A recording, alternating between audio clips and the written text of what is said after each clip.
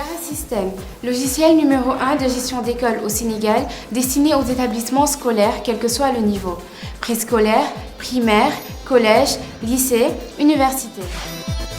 Dara System propose une multitude de fonctionnalités spécialement développées pour répondre aux problématiques quotidiennes des établissements scolaires.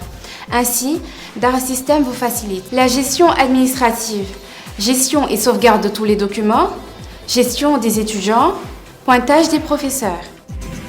La gestion financière, paiement des mensualités, paiement des inscriptions, état financier, état de la caisse, dépôt en banque, gestion des charges, abonnement cantine scolaire.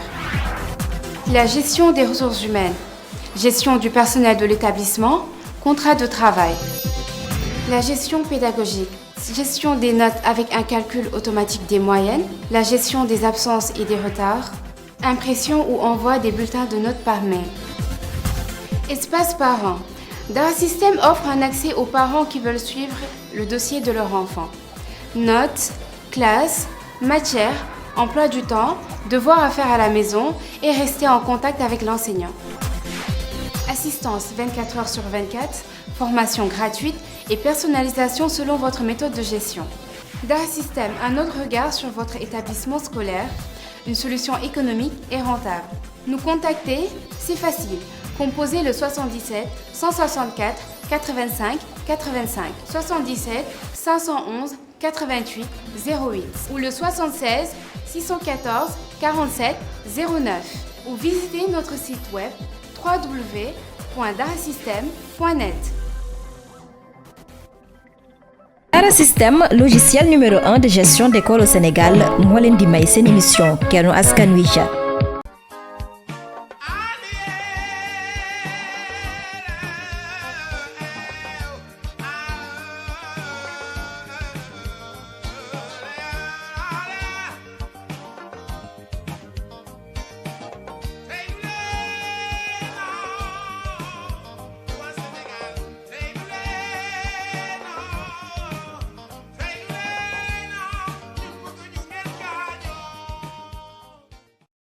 téléspectateur yu ITV am mbégte dellusiwaat fii naka noonu ñu am mbégte tey si alxames bi di dalal Boubacar Seye mooy président bu Horizon sans frontières Boubacar Seye man lay dalal jàmm ci plateau Kennu Askan Wi fii si ITV.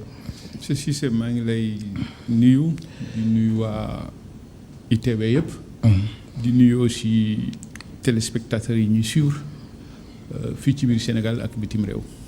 alors gis nañ mbënn mi yàgg nañ ko wax mais mbir mi temps yi dafa mel ni dafa takkarnaase ndax gis nañ aussi marine nationale am na tamit benn pirogue bu ñu intercepté boo xamante ni téeméeri nit ak juróom-ñett fukk ak juróom-benn ñoo si nekkoon ci côté Mbour alors yow sa premier commentaire lan la laataa ñuy xuus bu baax si waxtaan bi. waaw xam nga dañuy wax ni phénomène bi. dafa tàmbaliwaat. mais damay wax non parce que phénomène bi mosu fee jóge xëy na dañuy wax ni y a une recrudescence wala ñu ne intensification de ces flux migratoires clandestins mais mosu fee jóge le phénomène n'a jamais baissé d'intensité parce que li ko fiy jëlee mu ngi fi ba léegi. ah bon la cause bi nga xam ni mooy tax ce phénomène Barça Barsaq. li ko indi mu ngi fi ba léegi. li ko indi dans un pays comme le Sénégal nag. oui. C'est la pauvreté cyclique et chronique mooy chômage endémique. et structurel des jeunes maanaam ndóol ak ñàkku xëy xale yi. moo indi loolu moo indi ces flux migratoires clandestins dans un pays comme le Sénégal. li ko indi aussi. C'est les problèmes de mauvaise gouvernance bi nga xam ni dafay obstruer les perspectives d'épanouissement. couches yi nga xam ni moom mooy les couches vulnérables la jeunesse ba ci jigéen ñi sax ak ndaw ñi parce que ñooñu c'est des couches vulnérables. may rappeler qu'il y a une féminisation des flux migratoires parmi les naufragés dañ ciy gis ay jigéen ay xale ak ndaw. Donc 48% des migrations internationales aujourd'hui concernent les femmes.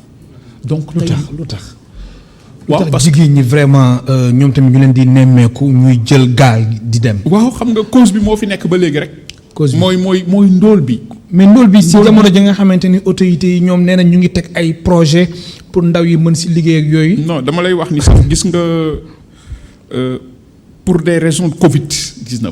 Oui. li mu indi comme récession économique dina am une intensification de ces flux migratoires là sous l'aiguillon du Covid-19 parce que l'extrême pauvreté da yokk gis nga commencé na même les pays yi nga xam ne ñooy pays d'accueil sax ñoom dañu jaaxle tey rawatina Sénégal gis nga Sénégal les indicateurs macroéconomiques sont tous au rouge. Il y a un problème. même taux de croissance bi sax vraiment. non ñu ko doon le xaaree taux de croissance est en train de non 0,1. li ñu doon wax sax ñoom comme taux de croissance amul woon ça c'est de la politique. alors taux de croissance bi avec le Covid dafay léegi Covid bi ñoom la ñu d'accord ni régressé nañ sur les taux de croissance parce que dañu nekk foo xam ne gis nga dëkk bi. nous sommes dans une phase de reconstruction nañ wax ñu dëgg Sénégal ñun ñëpp ñoo ko bokk. ce taux de croissance là bi ñu doon affiché alors c'était pas réel parce que à qui profite ce taux de croissance là bu fekkee mënuñu ko lire dans le panier du ménager ce taux de croissance profitait aux multinationales. ak yeneen ak ñeneen. donc loolu tey Covid bi tax na ñoom ñu wax li am. Banque mondiale ak yeneen yëpp wax nañu. tey jii il y a un risque fort de récession économique au Sénégal le taux de croissance va chuter. mais loolu autorités yi wax nañ ko. wax nañ ko oui wax nañ ko loolu nee naa la su Covid bi amoon duñ ko wax parce que taux de croissance yi ñu doon affiché c'était politique à qui profitaient ces taux de croissance. kon ak Covid bi ñoom dañu obligé. wax carrément. waaw lu parce am que xam nga Covid bi. dafa am yeneen ñu nekk ci suuf. wax nañ leen ko gis nga bu ñu deful nànk rek les enjeux économiques sont majeurs su ñu deful nànk rek di nga gis toute la décennie de 2020 à 2030 sera marquée par le Covid-19 parce que dafa am des enjeux géopolitiques yu nekk ci biir yoo xam ne mu ngi feeñ nang-nang. am na ñoo xam ne du ñu d'accord mu jeex parce que leneen moo nekk ci biir les lobbies et cetera et cetera. alors dëkk yu mel ni Afrique comme Sénégal nag effectivement Covid bi dina am ay impact. Oui. donc l'extrême pauvreté day yokk dafay nekk un facteur de propension à l'immigration. voilà sànq wax nga xaalis yu ñu ci dugal dëgg la. xaalis yi ñuy dugal Sénégal dans le cadre de la lutte contre la pauvreté dans le cadre de la lutte contre l'immigration clandestine c'est des milliards mais voilà justement et c'est là où il faut fu mu jaar parce que xaalis boobu soo xoolee li am tey wane na ni li am tey cette recrudescence là sénégalais yi xale yi di fu nekk ñu fël fa pour dem foog ni solution mooy dem Europe donc xaalis boobu war na tax tey qu'on se pose la question xaalis boobu ñan ñoo ci jariñoo ak fu mu jaar loolu moo tax nous on interpelle le président xam nga Sénégal amul culture de contrôle man y a dafa am benn conférence bu ma defoon daaw l'Union européenne ci boo xam ne ñoo taxaw jox ma benn liste boo xam ni de programmes de fonds yoo xam ni duñ ko éjecté Sénégal ça tournait autour de 180 millions d'euros boo ko xaymaa c'est plus de 115 milliards de francs CFA ñu jox ko ay nit ci des programmes en cours juste dans le cadre lépp ci mën ci kii bi ci mbëkk mi c'est tout ce qui est dans la migration ñoom sax noonu lañ ko tuddee mais xaalis boobu xaalis anamu mais justement donc c'est l'occasion aujourd'hui ñu auditer il faut auditer tous ceux qui ont été détenteurs de ces programmes là war ko dérouler nous avons les listes ñoom sax xam nañ ko war nañu mën a ñëw rendre compte l'État du Sénégal ñun kat li ñu joxoon lii lañ ci def parce que tey la wàllu gën a aay parce que aujourd'hui ces responsabilités là il faut les dégager xale yaa ngi dee gis nga suñu demee ba nga xam ni la jeunesse bi nga xam ni moom mooy richesse la su demee ba nekk un fardeau il y a un problème et aujourd'hui le constat est là le fait que tey fu nekk gaal di fa fël di dem donc ça veut dire que y a un échec total dans la prise en charge des problématiques de la jeunesse loolu nag pour ñu rectifier ko mooy ñu taxaw daf le bilan suivi évaluation de li fi jot a dugg balaa ngay laaj leneen wala balaa ngay yóotu leneen. kon soo nee balaa ngay laaj leneen wala balaa ngay yóotu leneen. dafa mel ni dañu soxla xaalis. waaw xam nga mbir mi moo tax coow li ni kur nii wala. dama la wax ni waaw justement. oui nous sommes dans la. ñu ngi ci scénario migration comme soupape de sûreté pour résoudre les morosités économiques gis nga les pays africains là loolu mooy seen problème moo tax européens yi duñ ñu mus a respecter. donc Sénégal si la bokk. non bien sûr. dañu soxla xaalis le débat sur le Sénégal dañu soxla xaalis les indicateurs macroéconomiques sont rouges tey jii la migration soupape de sûreté la. te si soxla xaalis bi refaire sa politique de santé de comment on appelle économique ci soxla xaalis boobu boo xoolee déglu tuuti li ma lay wax. oui xam nga am na ay temps le Sénégal signé des contrats avec le Frontex. Hein? Oui, ce qui n'est pas du tout normal parce que Sénégal jegewul sax Méditerranée bay nekk gendarme de l'Europe première faute stratégique. Alors bi ñu leen joxee xaalis yooyu man Europe la Espagne laa dëkk l'Espagne a dégagé beaucoup de fonds dans le cadre de la lutte contre l'immigration clandestine ñoom xam nañ ko fonds yooyu fu mu dugg ay oto sax jox nañ leen ko fu mu dugg. an oto yi. voilà justement. loolu dara leeru si. non dara leer léegi nag tey jii suñu soxlaa xaalis instant yooyu soo xoolee y avait des polémiques. suñu nee gaal feeñ na fii ñu ne y a plus de départ ci biir Sénégal.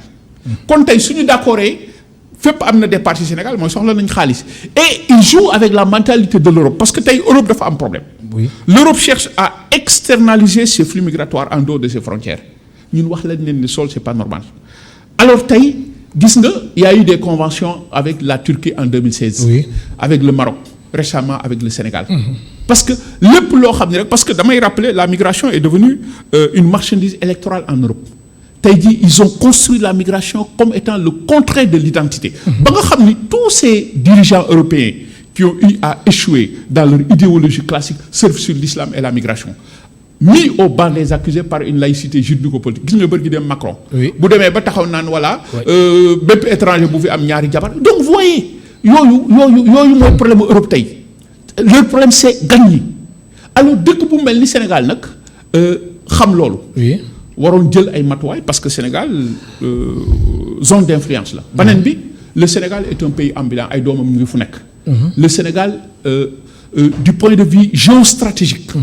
en Afrique waroon na mën a jël les devants pour un leadership sur ces thématiques là ba nga xam ni le rôle du Sénégal devrait être comment faire pousser la réflexion pour ce que devrait être la prise en charge ay flux migratoires dans un monde mondialisé mais dafa ko oui.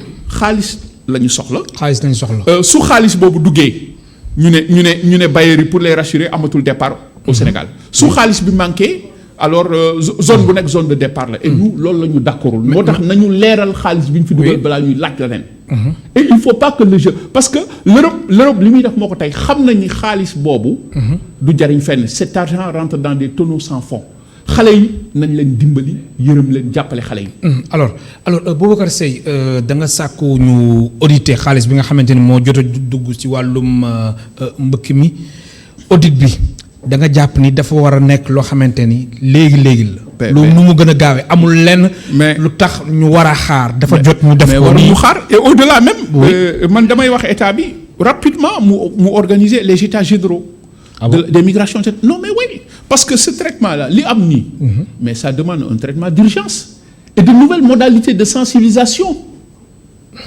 Il faut que mu am au Sénégal des ateliers de relecture de la perspective avec des outils d'aide à la prise de décision. pour que lii bu tax parce que nit ñaa ngi fële fu nekk. mais est-ce que échec wuñ ci wàllum sensibilisation. non moo tax min amul sax sensibilisation ñun ñoo wax non mais yan sensibilisation ñun ñoo ñëw depuis 2017. depuis 2013. ñëw ni kat xale yaa ngi dee ci géej gi la responsabilité est collective il faut que ñu toogaat xoolaat mais est-ce que ñun déglu nañu mosoon déglu seen fii ñu ngi fi bëgg a miin. nous avons posé le débat au Sénégal mais duñ ñu déglu parce que l'immigration est une soupape de tuerté pour les États africains. parce que le sujet est tabou kenn du ci wax bu gaal këppoo kenn du nangoo jël responsabilité samay doom la mais su Bruxelles wootee xaalis on se rue vers Bruxelles moo tax tubaab yi duñ ñu nawloo. les Européens savent que xaalis bi ñu dugal cet argent rentre dans des tonneaux sans fond wax naa leen ko nee naa leen changer de paradigme. ñu ne ma nous notre système de coopération c'est avec les États mais suukar bu ñu leen di jox la màcc leen ñu jël li fi nekk.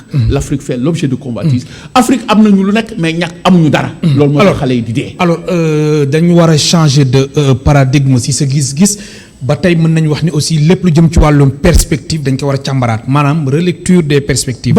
xam nga tey. le doute. oui a perforé notre environnement psychosocial. tey jii nit ñi dem nañ ba nga xam ni. gëmatuñ ne mën nañ tekk fii. nous avons beaucoup de pesanteur socio-économique il faut changer beaucoup de choses gis nga en matière de migration tey le Sénégal est une pathologie les responsabilités li xew nii. les responsabilités sont partagées moo tax boo defee un survol rek des théories migratoires théorie bu nekk dafay amputer une part de responsabilité à une frange ñii État ñii les familles boo jëlee la nouvelle économie des migrations internationales boo jëlee la causalité cumulative ba ci ñun immigré nous avons tous une part de responsabilité migration c'est un fait social moo tax ma ni la tey dëkk bu mel ni Sénégal dafa bëri ay pesanteur la notion de tekki la notion de am-am nous sommes dans une société boo xam ni am-am tekki ak am dañ ko teg au-delà de l'être qui est l'incarnation des valeurs intrinsèques ba nga xam ni ku amul boolewul la ci gis nga les inégalités sociaux yi fi nekk les inégalités sociales yi fi nekk ak yeneen les problèmes de la mauvaise gouvernance dëkk bi gis nga le pays est miné par des scandales financiers de tout ordre mais tey donc vous comprendrez l'attitude de cette jeunesse en quête d'un avenir digne ñu bëgg vivre dignement mais quand même jeunesse bi aussi mën nañu wax ni am nañu fi nekk quand même di fi bàyyi seen waar di daan seen doole ñoom aussi mën nañ xool si ñoom. mais voilà juste oui. mais loolu moo tax tout à l'heure ma ni la des ateliers de relecture de la perspective avec des outils d'aide à la prise de décision il faut mu am une révolution socioculturelle pour nit ñi xam ni doomu réew mi ñooy tabax réew mi pour nit ñi xam ni Sénégal nit a ngi fiy tekki comme ni nga ko waxee am na ñoo xam ne mosuñoo génn c'est-à-dire que ce virage là qui consiste à dire que il faut ma dem Europe loolu moo tax ma ni la le doute a perforé notre environnement socio-culturel ba nga xam ne nit ñi yaakaaratuñu ni mënuñoo tekki fii loolu xeex boobu moo war a am en amont c'est-à-dire que une sensibilisation liggéey bu mat sur le plan social pour que mentalité boobu changer il faut que ñu mettre tout le monde dans une dynamique de travail il faut lutter contre l'inégalité et l'injustice sociale ba nga xam ni tey ñépp ñooy dund ci dëkk bi mais soo xoolee un pays qui est éclaboussé par des scandales financiers mais tey ñiy jiite réew mi di plaçonné avec des milliards comme patrimoine mais donc vous comprendrez l'attitude de la jeunesse amatuñu espoir lan moo seen yaakaar moo tas mais seen yaakaar moo tas il faut rétablir tout cela il faut que ñu tabaxaat mettre tout le monde dans une dynamique de travail ñëpp xam ni tamit am nga place ci société bi war nga dund mais soo demee xoolal dëkk bi là où je vous parle amul ndox y a pas d'eau waaw am na ay quartiers yu am ay jafe-jafe donc dafa laaj liggéey xam nga tout est possible mais à condition mu am des changements cette volonté politique là ñi yore réew mi yërëm jeunesse bi yërëm askan wi ñu xam ni kat ñëpp a war a dund mais tant que ces inégalités là continuent mais suñu doomee avec le Covid wax naa la ko ça a créé d'autres récessions économiques bu ñu deful nag Sénégal gépp nañ toxu foog ni solution mooy am na solo ma fàttali suñu mbokk téléspectateurs ñu ngi dalal tey Boubacar Seye nekk président bu Horizon Sans Frontières ma ngeen participer ci émission bi soo leen wootee ci 88 628 74 74 88 628 74 74 alors Boubacar Seye seetlu bi moom mooy léegi dañ seetlu ni zone bu mel ni Saloum wala Mbour dañ fay gis ay départ zone boobu lu tax choix boobu lan la. waaw mais est-ce que choix bu gratuit la. non c'est-à-dire que xam nga les départs moom ça fonctionne ça dépend c'est pas des zones stratégiques. Des passeurs ñoom ñooy xool rek fu ñuy fëlee. bu ñu loolu seeni stratégie bopp la. donc boo xoolee comme ni ñu ko waxee départ yaa ngi fu nekk léegi. oui voilà départ yaa mais bu mujj bi Mbour la. waaw Mbour la ñu wax. xëy na peut-être Mbour en tout cas. ci ñu xam géej xëy na Mbour zone stratégique la. oui parce que aujourd'hui Méditerranée ñetti yoon la am. il y a la Méditerranée centrale. mooy c'est l'axe Tripoli Lampedusa. il y a la Méditerranée occidentale mooy Maroc jëm Espagne. et la Méditerranée orientale ku nekk nag yaay xool sa zone stratégique et en fonction aussi des tensions géopolitiques. am na solo téléspectateurs yi commencé nañu manifester ñu jël suñu téléspectateur bu njëkk allo allo am na suñu téléspectateur buy insister di woote nañ ko jël allo allo kooku dem na Boubacar oui. Voilà, donc c'est en fonction de tout cela que je vais stipuler. Man mënuma la ko wax parce que je ne suis pas dans l'esprit des passeurs du ma passeur. Oui. Mais ce qui est sûr daal est que le phénomène est là. Et que suñu deful nank avec cette ère post-Covid. dina gën a metti parce que l'extrême pauvreté va s'installer du fait de la récession économique. donc dañu war a gaaw comme ni nga ko waxee jël ay matuwaay. il faut que le chef de l'État xoolaat sa politique. oui de jeunesse. parce que tey jeunesse moo yore réew. et la perspective de solution du dara lu dul la formation et la création d'emplois. il faut former ces jeunes-là nu mu gën a gaawee ba nga xam ni ku nekk di nga mën a am ci loo téye. il faut des formations métiers. kon autorités yi création emploi yu ñuy wax 500 000 emplois ak tamit lépp lu jëm ci wàllum projet loolu yow gisoo ko ndax ndaw yi. da nga jàpp ni ndaw yi suñu si gisoon seen bopp. man damay jàpp ni y a plus de politique dans ce dossier-là. c'est-à-dire que y a beaucoup de discours fleuves. alors aujourd'hui il y a urgence absolue. Oui. Je crois que li ñu soxla mooy agir. Voilà donc le plus rapidement possible. Voilà, le plus rapidement possible. Moi, je ne suis pas dans cette dynamique de parce que du ma politicien. wax naa leen les responsabilités waxuñu état tout le monde est responsable. Les familles sont responsables boo jëlee la NEM c'est les familles. Mais boo jëlee la théorie néoclassique tey. Oui. Les 90% de ces responsabilités incombent à l'État dans la prise en charge de cette jeunesse. Il faut que état bi mu teg benn véritable politique de jeunesse pour mën a téye ndaw ñi. Parce que ndaw ñooñu ñooy avenir u dëkk bi. Oui. Mais suñu demee ba nga xam ne ndaw ñooñu comme ni ma la waxee foog nañ ni mënatuñ teg fii il y a un problème. Il faut que nit ñi delloo seen xel ci yàlla. Il faudrait faire un travail socio-culturel. mais man lu ma comprendre. waaw Boubacar Seye mooy ndaw yi dem. waaw jotul aussi ñu xool si ndaw yi fi nekk tedd fi. mais wax naa la ko. waaw. mooy li mais léegi lan moo tax léegi ñu bëgg a dem ñoom. waaw mais loo gis rek wax naa la ñu fi des. waaw mais wax naa mais am na waxuma la sax ci ndaw ñi mais am na des références dans ce pays là. Bien sûr. Voilà moo tax ma ni la. Oui. Une relecture de la perspective. loolu la il faut des ateliers de relecture de la perspective pour ndaw ñooñu jël ay exemples. ci diw moom de musu fee. mais est-ce que atelier yi dina régler problème bi. waaw mais non. Au-delà de ces ateliers ndax soo xoolee aussi am na atelier yoo xamante ne suñu paree mbir mi dañuy ranger. lépp dama wax ni oui. Au-delà de la sensibilisation. Oui. En amont. En aval, il y a un autre travail de fond, c'est la formation. Parce que tey boo fi defee atelier sensibilisation ay conférence sur le plan pratique amul formation qui va aboutir sur des métiers du mujj fenn. Très bien am na solo am na ku nekk si ligne bi allo.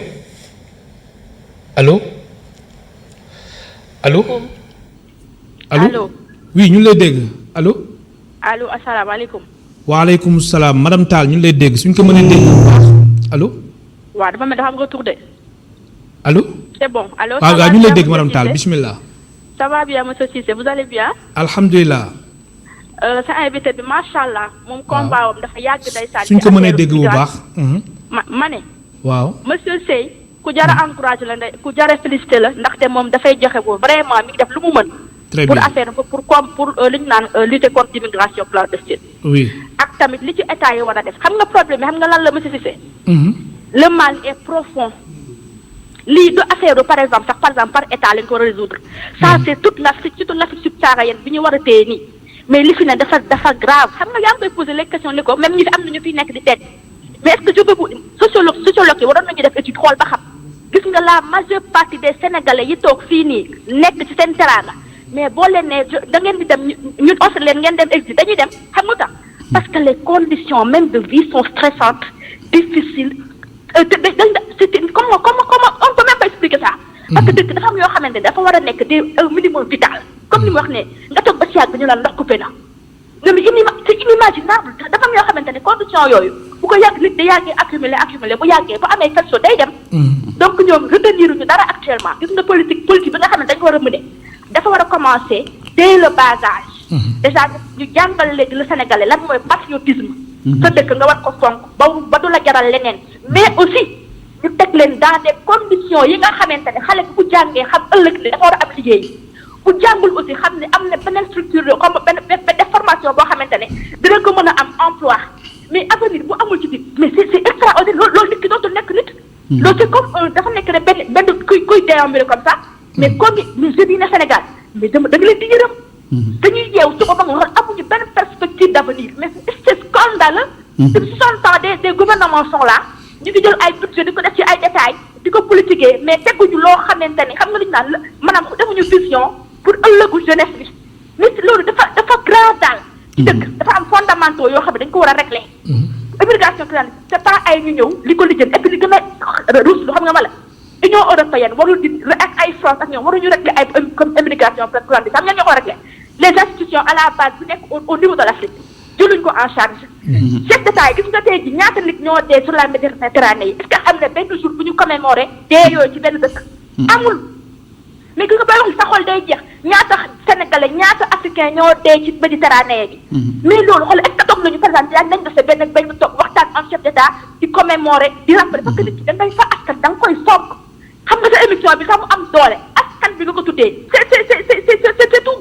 dafa nekk loo xamante ne critiqueur la ba xam ne ñëpp ko war a lancer. tout à fait ñii waruñu dee ñu waruñu nul ni dans la Méditerranée parce que dañu bëggoon dara pour seen dëkk wala pour seen ay njaboot et puis tam ñu bàyyi aussi ñun tamit parents yi teg expression xale yi ba nga xamante ne teg affaire le mot tekki yu nga y'a un vocabulaire boo dañ ko war a génn vocable boo dañ ko war a génn ci dëkk bi ay tekki ay am ci femme yooyu dañ ko war a génn et puis loolu Badiaye ñoo ci war a jàppale aussi vraiment merci beaucoup d'avoir invité cet homme là il est très courageux merci beaucoup madame Tall di la gërëm bu baax di la sant mu nekk koo xamante ni dafay faral woote si émission bi di rafet lu baax aussi kàddoom Boubacar Seye noo gisee réaction non mais gis nga ni mu waxee xol wax na dëgg nous sommes tous meurtris parce que madame Tall a parlé en tant que femme en tant que mère buy gis ay cette jeunesse africaine yaakaar bi di dee ci Méditerranée bi parce que tout simplement dañu xalaat ni bu ñu demee fële il veut di vivre dignement li ñu xalaat fële amuñu ko seen dëkk c'est la désolation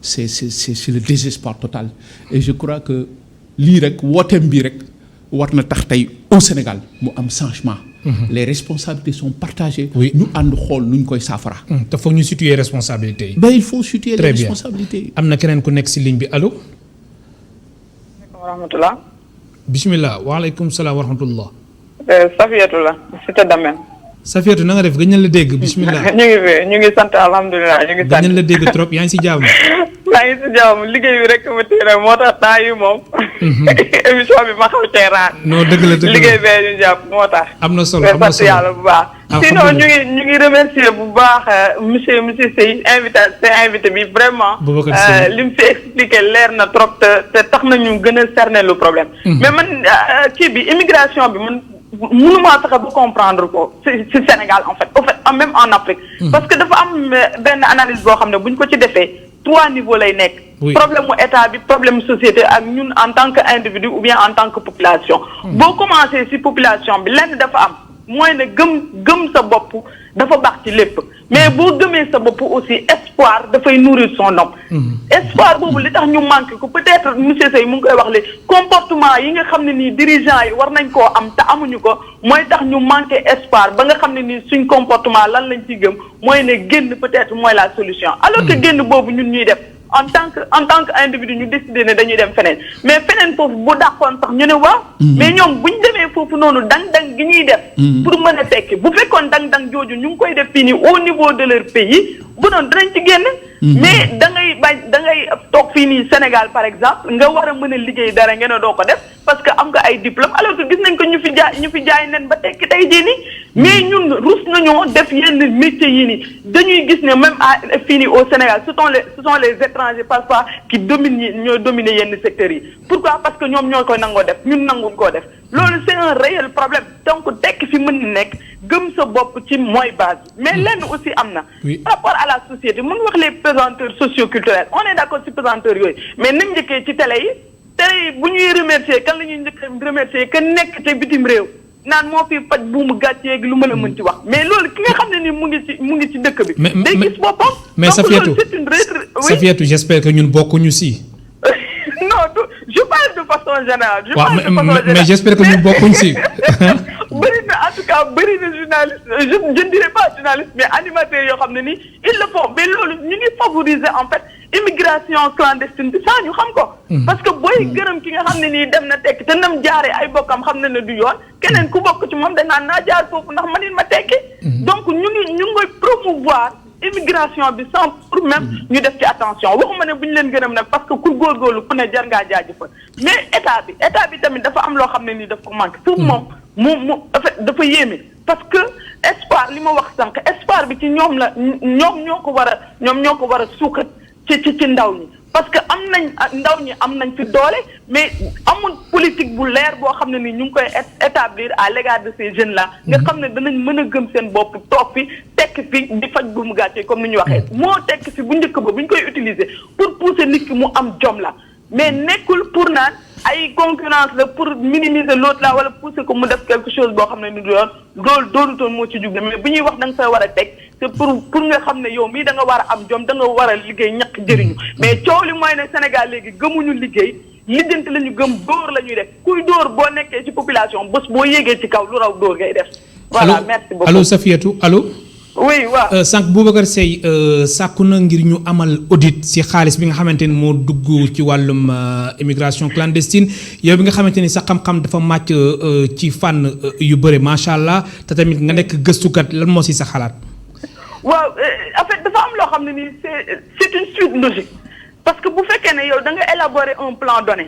plan bi nga koy élaborer sur la base d'informations très claires. boo amee say information nga jël nga poser say stratégie yi nga mettre que en application effectivement boo ko appliquer contrôle dafa war a am évaluation dafa war a am. donc fondamentalement audit boobu muy wax c'est une suite normale. logique la même kay xanaa ñun au Sénégal c'est-à-dire phase boobu noonu li ñuy négliger la. wala bu ñu ko defee rek c'est pour dóor quelqu'un mais en fait pour c'est-à-dire je sais pas quoi et quoi mais essentiel bi mooy en fait ñu def évaluation pour pouvoir apporter des mesures correctives filiales yëpp ou bien améliorer la situation c'est simplement ça.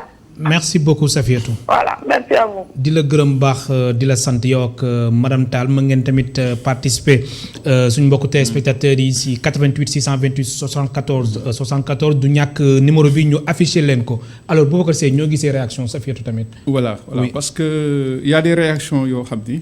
yi fi am solo. oui. ma bëggoon ci développer tout. je vais commencer par madame Tall. avant may dem ci Safiatou. parce que dafa wax lu am solo. le silence de l'Afrique. boo xoolee yéen yàgg ngeen ci jël nous avons toujours demandé boo xoolee l'Europe s'organise. il y a eu des sommets européens sur l'immigration. mais Afrique musul wax donc l'Europe n'a pas de répondant. et ay doomu Afrique moom dañuy tekkaaral ñii dee ce ne sont pas des Chinois ay doomu Afrique la ñu ne pataaral moo tax mënuñu ñu nawlu donc je crois que il est temps encore.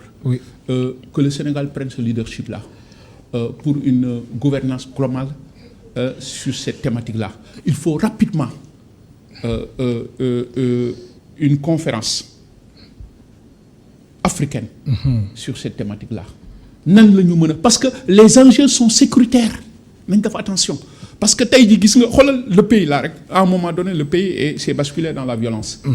Agression parce que il y a eu des questions d'ordre conjoncturel et structurel que l'État n'a pas il y a eu benn déficit entre le conjoncturel et le structurel mu indi lii. nañ def c'est important li mu wax. au niveau des responsabilités dama ciy dellu si waat gis nga ces responsabilités sont collectives ñun ñëpp.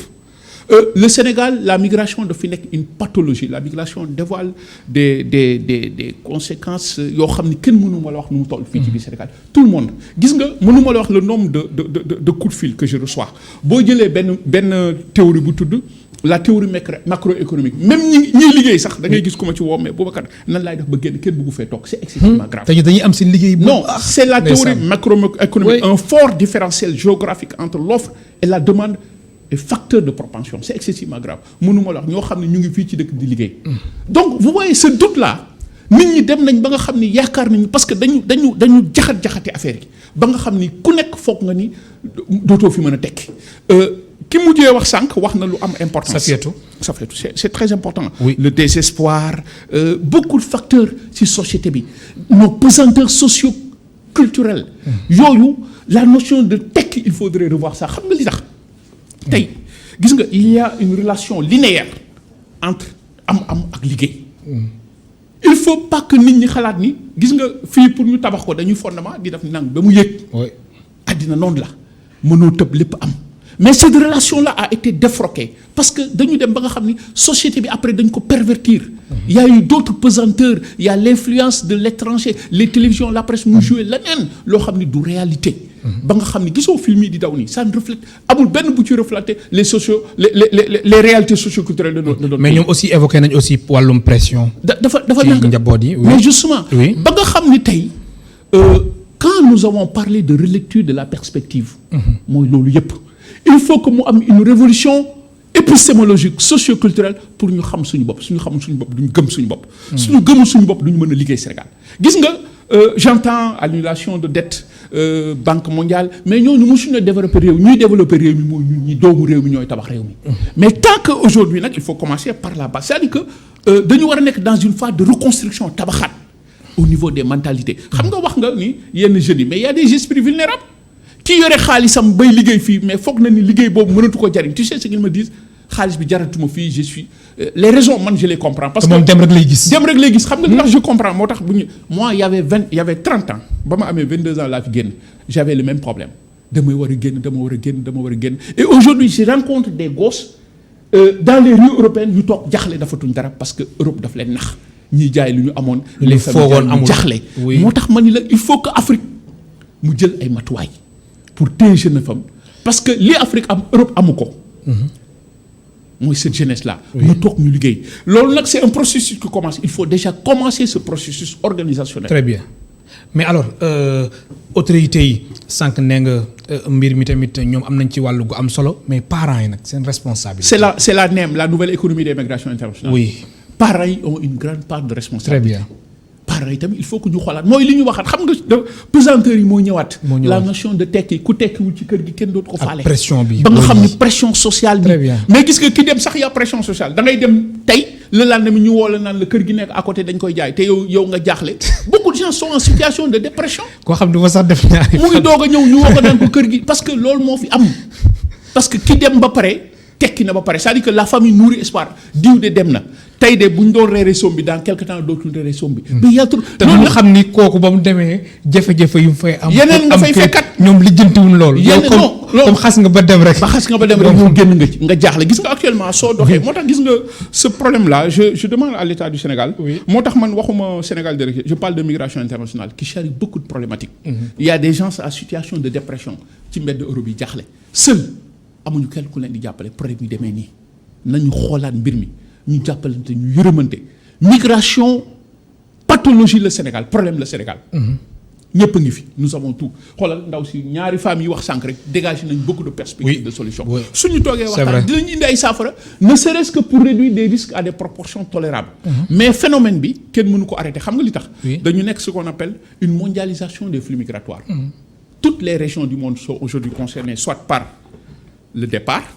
Le transit ou l'accueil de ces migrants. tey l'ère post-coronavirus va gérer beaucoup de tensions géopolitiques yoo xam ne ci migration lay jógee parce que dans les pays d'accueil xam nga ban théorie mooy prévaloir. on parle d'évasion on parle de subversion culturelle mais c'est la théorie de remplacement qui va poser des problèmes. dañu ñëw pour jël li fi nekk. parce que dëkk yëpp dañu am récession économique. l'extrême pauvreté va s'installer Europe moo gën a jaaxle. alors lay jëm ci wàllum réforme droit d'asile nag. voilà c'est là où il y a le problème réforme droit d'asile. parce que tey dama wax sànq ni dañu nekk dans une mondialisation des flux migratoires tey dëkk bu mel ni Sénégal waroon na mën a nous aider nous pour des réformes du droit d'asile ñu xoolaat la convention de Genève de 1950 parce que Sénégal bokk ci la migration est économique au Sénégal ñi nga xam ni ñoom la protéger mooy ñi nga xam ni ay xeex des persécutions guerre systématique moo leen dawloo mais nañu fexe ba puisque guerre mooy indi lii tout est économique ñu xoolaat le droit d'asile gën a considérer waat la convention et des réformes du droit d'asile ba nga xam ni ils vont tenir en compte de la mouvance économique parce que tey la cause est économique. loolu la Sénégal waroon def. Europe bàyyi naafeq bi mu nekkee xam ni ñoom soxla nañ fruit bi ñu lutter ce qu'on appelle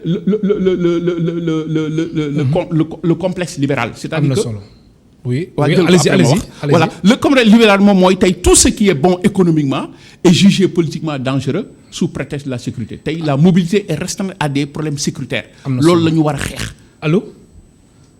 allo kooku dafa mel na dem na allo maa ngi lay dégg bu baax. waaw suñ ko mënee dégg bu baax allo. waaw maa ngi leen dégg bu baax ma ni émission bi laay suivre nii c'est intéressant. allo. waaw maa ngi lay dégg nii. bismillah fa nga ñu woowee kilifa gi. allo. waaw ma ni maa ngi leen di woowee Ndar. waaw suñ ko mënee dégg bu baax allo. allo waaw. waaw bismillah ñu lay dégg. waaw sëñ bi maa ngi leen di nuyu. fa nga ñu woowee nga ni.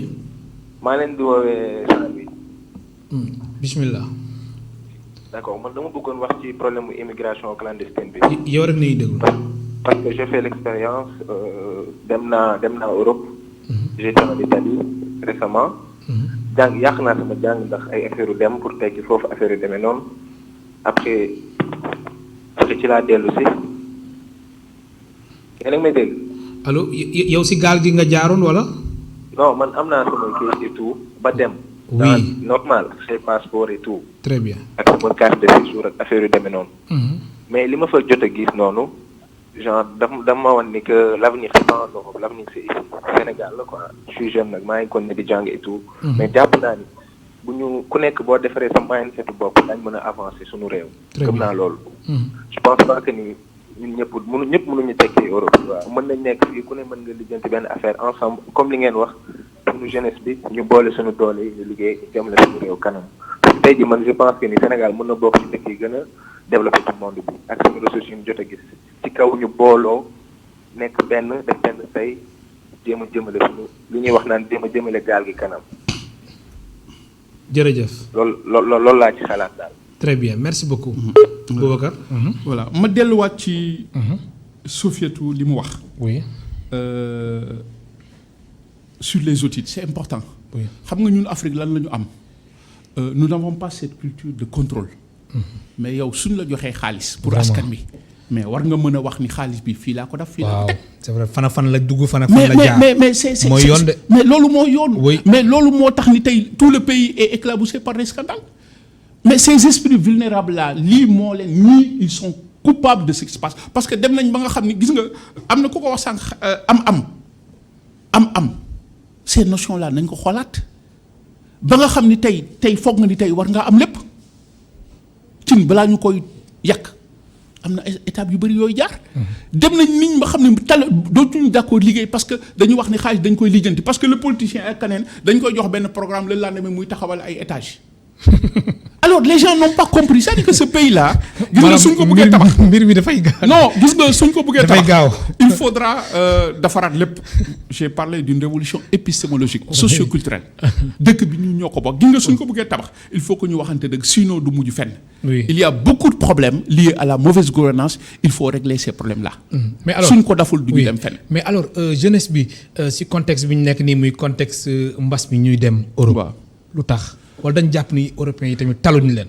non européens yi tal leen Europe mu ngi jël ay voilà matuwaay. mais lan moo tax jamono jii ñoom ñu nekk si Covid bi nekk foofu. Europe dem na bay changer keroog di changer le traité de Dublin. de Dublin nga xam ni donc ñoom ñu ngi jël ay matuwaay Afrique moo liggéeyul parce que tey l'Europe c'est wax naa la sànq la théorie de remplacement. mooy lan la migration cesse d'être c'est-à-dire que un complément. pour être un remplacement c'est-à-dire que nekkatul une dilatation qui entraîne un complément qui entraîne une dilatation de l'économie et de la société mais dañ ko jël comme ñii dañu ñëw pour jël li fi nekk. donc loolu moo tax boo xoolee dans les pays d'accueil y a le PIB chute. Oui. Alors le taux de croissance aussi. Le taux de chômage di yokk. gis nga aux États-Unis la récession gis nga même les tensions sociales yi am. Aux États-Unis c'est lié quelque part à la précarité des autorités des minorités ethniques. nga dem gis nga Macron li mu wax fii keroog. on attaque le musulman parce que tout simplement il a 2 femmes. mais ñoom dañuy fàtte ni c'est l'islam qui pose problème. mais dañu fàtte ni c'est pas parce que l'Europe est judéo-chrétienne que l'islam soit interdit de séjour. dañuy fàtte ni ci biir ñooñu y a des Européens yoo xam ne ay jullit lañu. donc problème yooyu lay indi c'est-à-dire que des tensions c'est-à-dire que la migration marchandise électorale la. donc la migration dañ ko tabax en Europe comme le contraire de l'identité. avec la chute des idéologies avec la chute du mur de Berlin donc yooyu yëpp tey war na tax ni. suñu defoon nag les tensions géopolitiques post-Covid liées à la migration day yokk. loolu moo tax Sénégal war a jël ay matuwaay. alors Boubacar Seye gis nañ tey OIM di organisation internationale. pour les migrations mu lancé benn projet bi nga xamante ni daf ko tuddee match ngir faciliter migration régulière si 250 jeunes yi nga xamante ni dañ am talent ci wàllum Sénégal ak Nigéria loolu yow.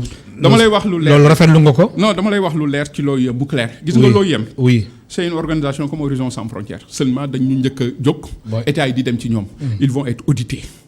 l'OIM li ma la wax lu leer la l'OIM ci liste bi ñu war a njëkk audité xam nga lan moo baaxul. oui on demande de l'argent pour ay nit ay doomu aadama xaalis boobu nga jël ko ñàkk boobu lekk ko. le Sénégal ñi fi nekk non dëgg lu ma wax la rek man du ma waxantu j'ai la liste j'ai le truc. OIM xam nañ ma xam ne nous n'avons aucun problème. mais dañu wax ni lu bëri nañ ko leeral.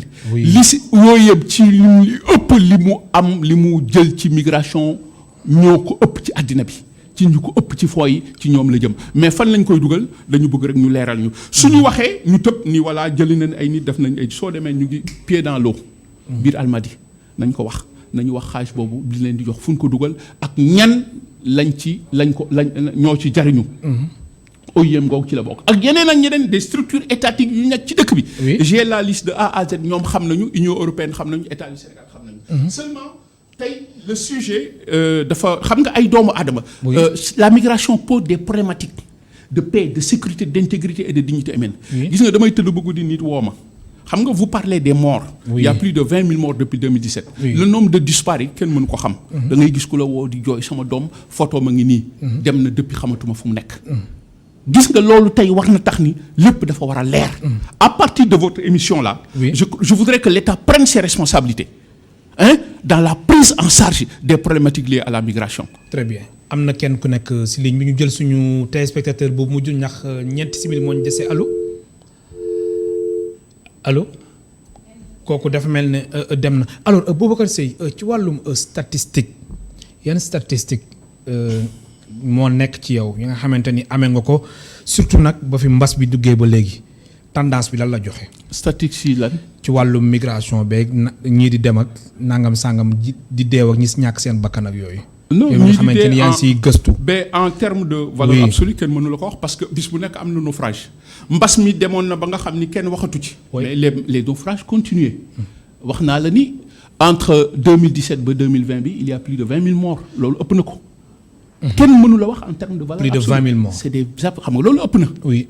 Plus que entre 1988 et 2009 il y avait 15 000 morts en Méditerranée. En moyenne 1400 par at. léegi xoolal. Les naufrages continuent. En moyenne par jour, il y a plus de 11 personnes qui meurent en Méditerranée. Nous avons eu à demander à ce que nous fassions une enquête internationale. Parce que les naufrages, nous avons créé. Mais si l'Afrique n'a pas fait, l'Afrique, ce qui l'intéresse, moi, je vais dire. Nous avons pour nous donner des khalis, si nous avons donné des khalis, nous n'avons pas. Ay doomu adama di dee ñun loolu lañ mënuñu ko d'accord ba tax na je reviens sur ça képp ku fi jox xaalis tu es responsable de ce qui se passe. Xale yaa ngi dee ci géej gi. Ce qui se passe est une honte. Ça devrait créer un orgueil national, un orgueil africain. xoolal ay bateau yoo xam ne ça vadrouille en mer fu ñu jëm ñu ne leen di fii loolu rek waroon na tax tey ñu xoolaat suñu bopp. xam ni le rattrapage économique est possible ñu toog liggéey. parce que buntu boo fëgg ñu ne la doo fi. alors sànq joxe nga tamit ay solution jëm ci wàllum ndaw ñi nga di état bi daf leen war a jàppale bu baax a baax def tamit relecture des perspectives mais réseau yi ak passeurs yi. ñoom tamit lan mooy pexe si ñoom. mais il faut les combattre mais xam nga lan mooy problème bi. ak tamit sanctions yu am. est-ce que nekk na ay sanctions yu diis. non mais xam nga lan mooy problème bi la question qu'il faut se poser. oui contexte bi ñu nekk. Eux ils offrent plus de possibilités en ce qui concerne la mobilité des gens loolu moo tax nit ñi dem qu'est-ce que font les États qu'est-ce que font l'Union européenne. L'Union européenne ferme ses portes. Donc ils sont responsables de ces naufrages. kenn waxu ci l'Union européenne mu ngi violer le droit international. État yi duñ ci wax parce que xaalis la ñu nous sommes une organisation européenne li ñuy wax ñun ragaluñ ko wax nañ leen ko les autres là doo leen dégg ñu wax OIM boobu ngay wax da nga dégg ñu wax ci naufrage dañuy xaar naufrage am ñu jox leen xaalis la ma ñu may wax ñun li ñu ñoom ñu mewuñ ko wax parce que ñun Union européenne duñ jox xaalis parce que li ñuy wax xam nañ ni dëgg la te ñoom loolu taxu leen jóg. xam nga ki ñuy jox xaalis ci d'accord jouer ak ñoom. les États ak naafeq nous disons non nañu yërëm nit ñi jàppale doomu aadama yi. ici des yëpp caaxaan la. di la gërëm baax di la sant Boubacar Seye. maa lay gërëm baax di la sant. maa ngi lay remercier vraiment c'est moi qui vous remercie parce que en fait pour un sujet aussi d'actualité. oui. un sujet qui est à l'épicentre des questions géopolitiques. tey migration moo yore àddina. oui kon tey ñun soo leen ñu ci woowee pour ñu ci wax lu ñu xalaat pour defar doomu aadama je crois que yéen la ñuy gërëm et j'en profite pour remercier la presse nationale et internationale. léegi ba may génn nii la ma BBC di jël. yow nga may woo ñeneen di ma woo. nous avons man awma ci mérite man immigré laa qui conscient des enjeux pose un débat international. ñëpp taxaw di seetaan mais yàlla bi moom doole ñu ngi ñaan mu may ñu ci doole pour ñu mën a taxaw doomu aadama yi le mérite vous revient et j'en profite pour remercier toute la presse pour ce soutien-là dans ce dossier migratoire. di la gërëm baax di la sant Boubacar Seye di la gërëm tamit ci sa disponibilité ndax sànq nañ la woo ay 11h nga confirmer invitation bi di la gërëm baax di la sant mbokk téléspectateurs yéen tamit amul seen fay ñu leen di gërëm baax di leen sant ba suba incha allah ñeenti waxtu. Dara Système logiciel numéro 1 de gestion d'école au Sénégal moo leen doon may seen émission Kenno Askan Wi.